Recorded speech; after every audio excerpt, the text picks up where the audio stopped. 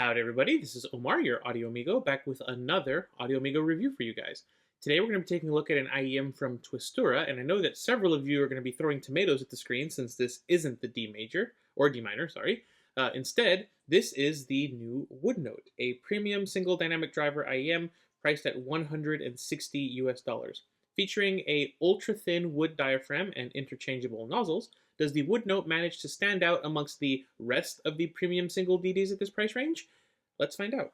As usual, a quick disclaimer, these were sent to me by Aoshida Audio for review. I'm not being paid for this review, but because I could turn around and sell these if I wanted to, I've gone ahead and activated the paid promotion feature here on YouTube. I do these disclaimers as always because I believe in full transparency when there's potential bias besides my own personal taste at play. Thank you to Aoshida for sending me these, and thank you to all of you watching for your continued support. The Woodnote is packaged pretty nicely. Inside the box, you'll not only find the IEMs themselves, as well as a nice modular cable. You'll also find this rather nice purple carry case. It's pretty stylish with the Twistura logo there on top. You will also get a set of changeable tuning nozzles, as well as the 4.4 adapter for the cable, as well as the 3.3. You also get 4 sets of ear tips, each in their own individual little carry cases here. You get sort of narrow and slightly wider bore versions of sort of standard silicone ear tips, and you also get 2 more premium sets of ear tips. You get what look a lot like TRN's T-tips, just in a clear core instead of a colored core. And you also get a set of QKZ sort of turbo whirlwind ear tips, which are very wide bore. This is pretty cool to see. The cases themselves are not great. As you can see, some of the tips arrived deformed and sort of retain that deformity. It's not a real problem. You can just stick these in some hot water and they'll get their shape back pretty easily. I just don't like these cases that are open at the sides because they let in sort of dust and debris and they don't hold on to tips super well. The carrying case is this nice sort of leatherette material. The inside is super soft. It's very plush. It's like a felt material there. You also have this elastic little pocket here at the top to put other things. It's quite nice. The crush resistance here is excellent. It's just a real shame that it's this big. It's not exactly pocketable. I still think it makes a pretty good travel case overall, however. I honestly like the fact that Twistura gave us this many ear tips and 2 sets of premiums, as well as the case and the nozzles and the modular cable. I think it's a nice accessories package. It's suitable for IEMs at this price point, and I think they've done well. The cable is what I'm going to say decent. It's a 2-wire twist with a sort of coppery look underneath this clear plastic sleeving here. It feels quite nice in the hands. It's not microphonic. It is a little bit stiff for my tastes. There are some bends from the factory, particularly up here on the single wires that haven't been worked out from the way it was packaged from the factory, which I don't absolutely love. It can be a little bit annoying, but honestly, it's fine compared to some of the stiffer cables that I've dealt with. The modular connections here are screw secured. You can see the branding there on the connector. They are indexed with nice arrows in case you want to, look these. A little bit misaligned, which, is a quality issue in terms of paint alignment there, but, oh man, this is a stiff one. There we go. You can see that the index mark does line up with the one on the connector there. The nut here, as you saw, is knurled, but it is not captive, so it will run all the way down the cable if you're not careful. But that knurling does mean it looks pretty industrial, and it makes a nice grip point if you're pulling it out of heavy amps or more recalcitrant connectors on players and things. The Y-split is this tiny little featureless thing with the Twistura logo on it. One of the things that I like is that the chin slider sits in neatly on top of the strain relief. So it's like a little home that they've built in for it. I kind of like that. The chin slider does work with these cables decently well. It stayed put, walking around and doing things like that.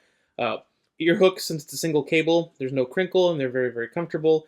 The L and R indicators on these connectors could be better. I wish there was a bit of a color thing going on, but honestly, it's fine. You will notice that these are recessed connectors and recessed sockets on the IEM, which I like to see. Besides the stiffness that makes it a little bit difficult to wrap and work with sometimes, the cable overall feels nice. You can see there's that stiffness I'm talking about. I like the cable. I just wish it behaved a little bit better. The construction and build quality here on the Woodnote is pretty nice. These are full metal shells with removable nozzles, which I always like for longevity. Since it's one of these gets clogged or damaged, it's an easy replacement, and I'm sure the manufacturer will send you a replacement nozzle for a small cost sometimes if you ask nicely. Ventilation on this comes courtesy of the classic hole above the driver for the front volume and a more oblong sort of pill-shaped hole for the rear volume there, right next to the stereo indicator and the 2-pin connector. Those vents working together means no driver flex, and no pressure buildup issues, which is always nice to see. Outside of those vents and things, there's really nothing else that acoustically works here on the Woodnote. This rubber bumper is pretty interesting. There's a bit of a indentation here, and this is sort of soft touch rubber, which I think is an interesting thing. We'll talk about that later. The build is very nice, and they do feel nice and solid. The seam between the top and bottom shells isn't misaligned, and you can't really feel it unless you're going looking for it, which is really good. They're light, which is cool for something metal. I can see these surviving knocks, drops, and scratches quite well. They're built really nice. Taking a look at the specs for the Woodnote, we can see that it's pretty typical for a premium single dynamic driver set. It's a 10mm thin wood diaphragm dynamic driver. That's the real headline here, hence the name of the IEM. I also think it's kind of interesting that the weight is under 7 grams per shell, which is a decent bit lower than some of the competition like the Kadenz or the Origin, which also has full metal shells but are much heavier. The nozzle diameter is 6mm, which is right average, which should be good for comfort. And as far as drivability goes, the Woodnote did just fine on all of my test sources, but it did need like 1 or 2 notches more volume compared to some other IEMs. To be on the safe side, I would recommend an entry-level dongle with these. Something simple like the Apple dongle on iOS, or if you're on Android, try one of the more affordable J-Sally options. Fortunately, the Woodnote doesn't change sound when you use a higher output impedance source or impedance adapters, so if you have an older dongle or a source with higher output impedance, you should be fine. No need to go out and buy something just for these IEMs. Time now for the cool wall. The Woodnote doesn't go for, let's say, as unconventional a design as the D major or the D minor. It's a much more conventional sort of IEM shape with standard metal shells. Only real thing of note is the little rubber bumper here and the Twistura logo sort of inlaid to the faceplate. But these are honestly about as plain Jane as you can get. There isn't any color or textural variation to break up the sort of color that's going on here. I'm going to be sticking these in bland. I understand they're going for understated. You know, it kind of goes with everything. It blends in. I'm just unsure at how well it's worked out in terms of the elegance. We'll have to check in with the ladies and see. Speaking of the ladies, let's check in with the council and see what they have to say about the Woodnote. Right away, it's looking like I was right with my bland assessment. We have 4 mez and a single no from lady number 4. In terms of comments and compliments, lady number 2 thinks she would start a conversation about these, but no dice with absolutely anybody else. Looking through their thoughts, it appears that these are just too boring or standard looking.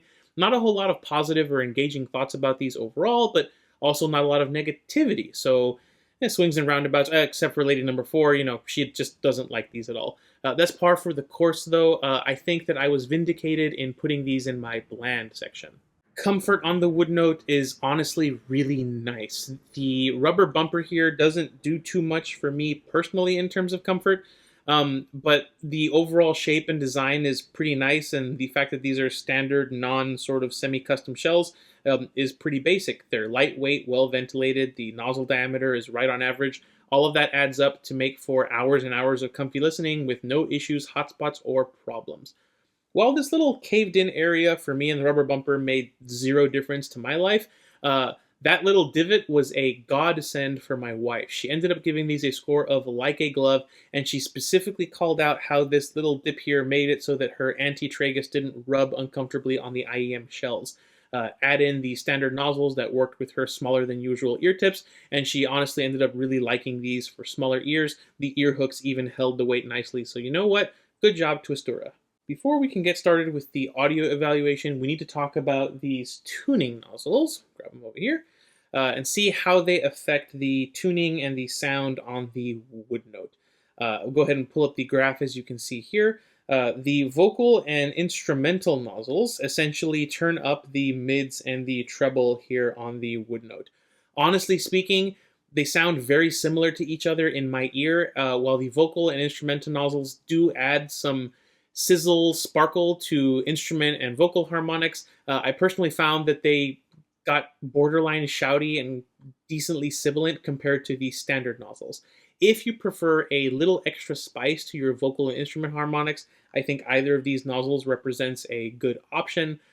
For me, however, the standard nozzle sounds far, far better. It's much more my speed. It doesn't really need much more energy. It's the only one that I use for comparisons and testing, so keep that in mind as I talk for the rest of the video. So let's get into how the Woodnote sounds, kicking things off with the bass. The Woodnote can move some decent air with those low notes. The driver that they've chosen has really nice bass texture and a good feeling to it. The Gorilla's Dare rumbles nicely with those low bass notes and the buzziness in this track. The low drums feel very dynamic throughout. It's a very nice bass presentation overall. Bass guitar and kick drums are also well realized here. That big bass drum in Let's Groove sounds super dynamic and intense. Had no real issues with it becoming overbearing or too much. The bass here isn't the snappiest or the fastest bass I've ever experienced, but it comes across very clean and natural sounding. Bass might not be boosted to high heaven or to the level some people might want. I still think it's pretty satisfying though, at least to my ears. Because it's not boosted, the bass hasn't necessarily ruined the mid-range tonality on the Woodnote. What it has done, however, is that slight boost does add some nice heft and body to the lower mids. These are not the sort of lean, clean, borderline thin interpretation of mids that you can get on some of the other premium DDs at this price. These are more hefty than that. Learn to Fly sounds very well balanced here. The bass and the drums have this lovely warmth to them, but the vocals are, pretty tonally correct. The guitars cut through the rest of the track neatly. The drums have this sort of lovely reverberation to them, as do the cymbals and the tambourine. It's all very well separated. This is a pretty good driver, and I didn't think they made it do too much outside of its comfort zone. I didn't get any obvious masking issues. Female vocals are also quite nice on the Woodnote. Ann Wilson sounds sweet and intense and crazy on you. There is no huskiness from the bass or nasal tonality or honkiness from the harmonics here. She just sounds very clean, a bit forward of the rest of the instrumentation, but in a nice way, not in a unnatural way. And just the way her intense vocals cut through this track, I think, is very on display in the presentation here. Mids then on the Woodnote are very well executed overall, and I really like how they're presented with that driver. As long as you stick to the standard nozzles, the upper mids and treble presentation here is controlled but still quite dynamic. Harmonics on female vocals are quite well balanced and come across very natural to my ears. The first take version of Tricell's Adrenaline, for example, has wonderful overtones and subtones that throw off when the three ladies harmonize with each other, and the Woodnote puts them on display without having them sound overcooked or overemphasized or unnaturally energetic or shouty. There's also no sibilance with their S or T tones, which I think is nice to see. The treble performance is similarly subdued, but has enough energy where it comes off as still being detailed. The energetic scratchiness of the cabasa in No Soy de Aquí can get really intense and borderline fatiguing on some brighter tune sets, but the Woodnote, I think, does a good job of presenting that crisp energy without letting it get out of control and really making your ears hurt. There is some nice airiness at the very top end of things with some of those cymbal and percussion harmonics, but it's not so much that it causes things to be overly washy or makes the Woodnote come across as grainy or unnatural. I think they did a pretty good job with the tuning on the top end. In terms of technical performance, that driver does pretty well. The quiet, deep rumbling of the drums and the horns at the beginning of the Egg travels. They're just loaded with texture. The feel of the drum skins and the way they resonate, the way that the horns sort of rise and fall in tone, captured very well here by the Woodnote. The bottom end, I think, is very nice and technical and resolute. It also does pretty well on the top end of things. Waltz for Debbie is well resolved to my ears. The background conversations are audible, but not too forward in the mix. And essentially all of the major glassware moments that I typically look for are here. I didn't feel like I had to turn up the volume or really focus to listen to them. This will not be the sort of end-all, be-all in terms of resolution or technical performance at this price point, but compared to the other single DD sets in this price range, I would put this overall below the Origin in terms of technical performance, but above something like the Fission, at least to my ears with my testing tracks. Stereo separation and perceived 3D soundstage here on the Woodnote is quite nice. The guitars from Al and Paco in Mediterranean Sundance sound nice and separated in each ear. The audience fills in the space in between, and there's no sense of condensed or closed sound here on Woodnote. It's a pretty good replay overall.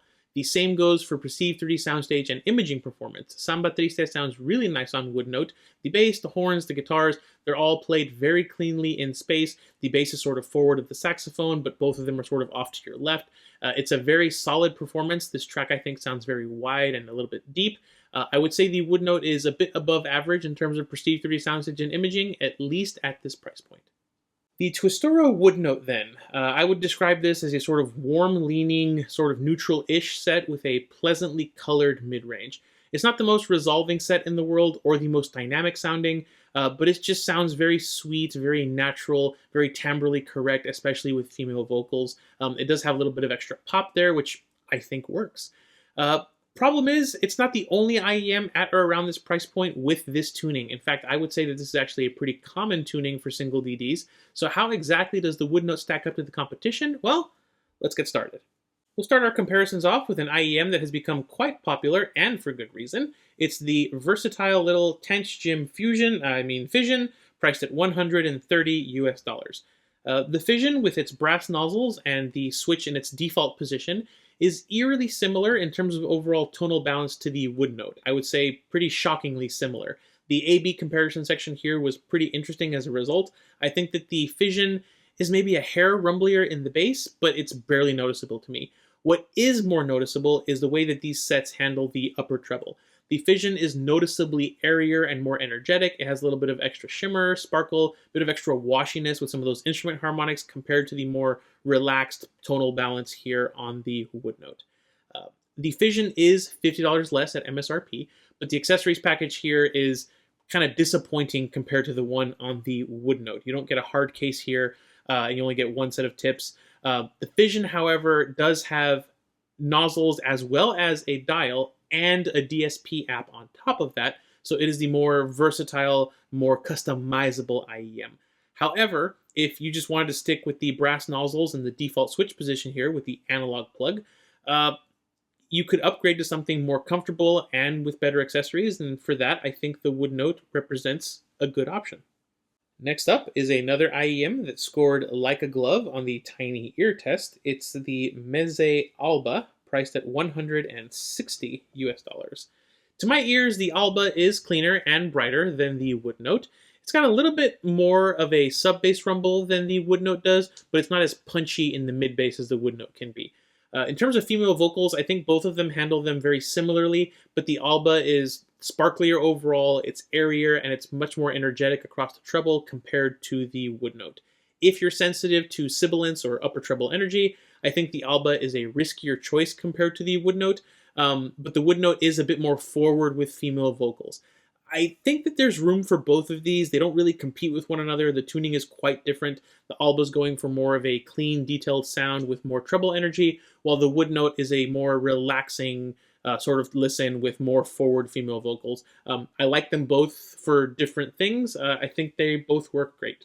We can't forget about Moondrop's entry in this segment, the Kadenz, priced at $220 US.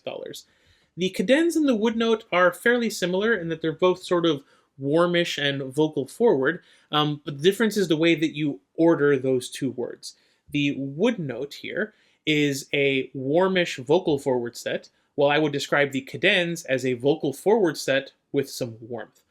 Both of these sets have pretty nice sub-bass rumble. The Woodnote does punch harder in the mid-bass, whereas the Kadenz leans a little bit less warm, but has extra vocal forwardness and a bit of extra pop and spotlight that really helps those female vocals shine. Treble performance on both of these is surprisingly similar. There's maybe a hair more energy here on the Kadenz, but I think that both are very close to each other overall.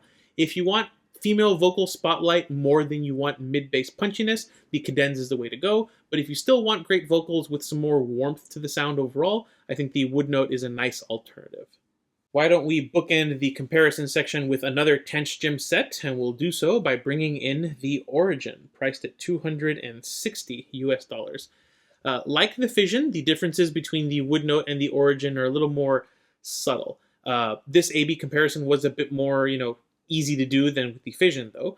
The Origin is overall just a little bit less warm. It has airier, sparklier treble, as well as a more subdued but still very technical bass presentation. That helps the Origin come off as a bit more technical to my ears, a little bit more resolving. But in terms of female vocals, I think that these two are very similar. If you blindfolded me and told me that the Woodnote was a Tanchjim set, just purely based on sound, I would believe you. There's something very Tanchjim-ish about the sound here. If you were curious about maybe picking up an Origin, but you balked at the $260 price tag here, this is an option for $80 less that comes with an actual nicer accessories package, so I think it works well here too. So let's go ahead and take stock of things before we get into the comparisons. In terms of tuning, the Alba here is on the brighter side. While it has really nice sub-bass rumble, the mid-bass is more controlled, and the clarity makes it one of the more excitable trebles here on the table. It doesn't get sibilant in my ears at all, but as I said, it is the most excitable of the ones here. If you want to focus on female vocals above all else while still having really nice bass, good instrument clarity and detail with good staging, I think that the Kadenz is still a solid choice if you're okay with a quite heavy shell in a premium single DD set. Next up, the two Tanchjim sets. These two are nice, warmish, neutral sets with forward female vocals and good treble energy. The Fission is more versatile thanks to the nozzles and switches and the DSP app, while the Origin feels more premium in terms of build and accessories. You actually get a hard case with this one. This is also the more resolute and detailed listen, at least in my opinion. In terms of pure tuning, I think that the Woodnote fits in. It's a sort of warmer, less excitable version of the Origin Fission tuning, very similar sort of female vocal forward sound, similar bass performance, just with the treble toned down a little bit. In terms of pricing, it sits really nicely between the two. It's $50 more than the Fission, and it's $80 less than the Origin, and sitting sort of in there between the two, I think it represents a pretty compelling value. But before I say any more, let's pull up the Audio Amigo Arbitrary rating scale and see where the Woodnote is going to land.